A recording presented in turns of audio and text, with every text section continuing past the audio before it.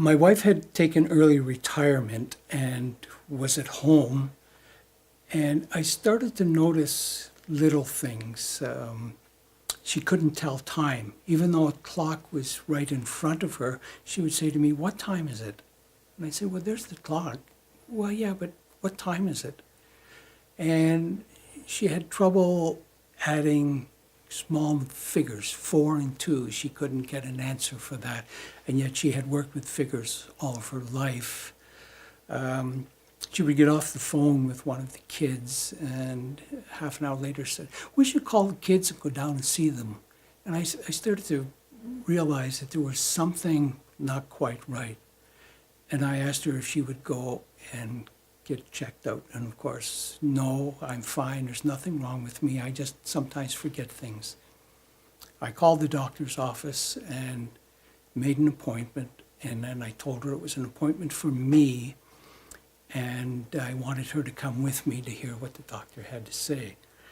We were very fortunate in it. We had a family doctor who was very caring, very involved, and very helpful. So when we got to his office, he and I had already spoken, and he asked her some simple questions, and then he said, "Can I give you a little test, Ellen?" And she said, "Yes, sure." And he gave her a test, and then he asked her to leave the room because he had to examine me. And he said, "We better get her down to St. Joseph's." He said, "I think she has Alzheimer's disease." So we went through the process then of having her tested, seeing a psychiatrist, going to St. Joe's for the tests.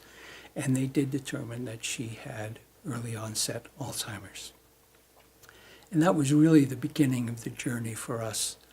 I was still working. I traveled with my job. And in those early days, I was still able to leave her by herself for a period of time. And then it had to be that if I was leaving her for a period of time, I would have to leave a meal for her, a lunch for her. I would have to call her and remind her that she had to eat. I kept her with me for a little over 4 years. And during that time, she got progressively worse, obviously. She became very violent at times and very difficult to manage. And I actually didn't make the decision to put her into the care. We had gone to visit the doctor because he had now insisting on seeing her every couple of weeks.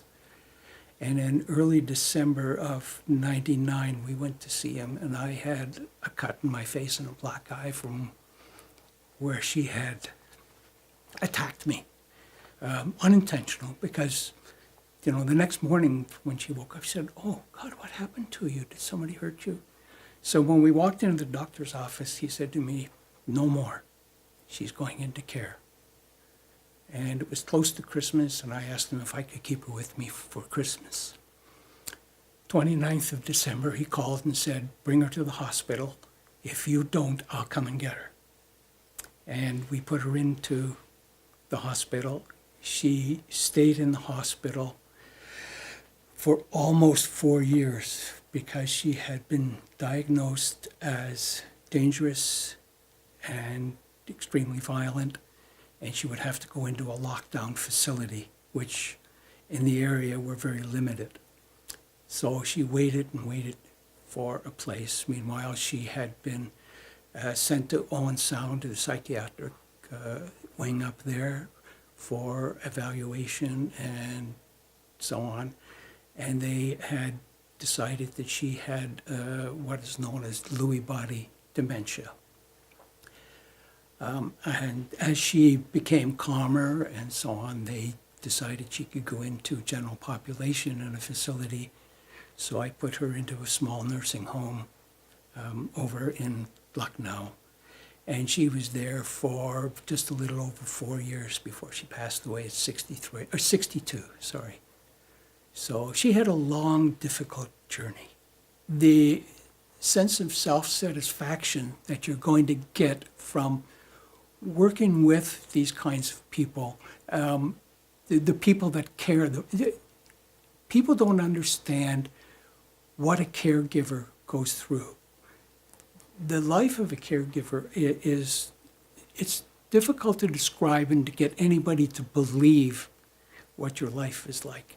So if you can get involved with something like the Alzheimer's Walk, or just get involved in anything that they do and talk to people who are caregivers or have been caregivers, you'll find a whole new appreciation for what the organization does and what the people who are caregivers do. It's a life-changing experience in so many ways. If you or someone you know could benefit from the services at the Alzheimer Society, or if you'd like to get involved and become a volunteer, please visit your local Alzheimer Society.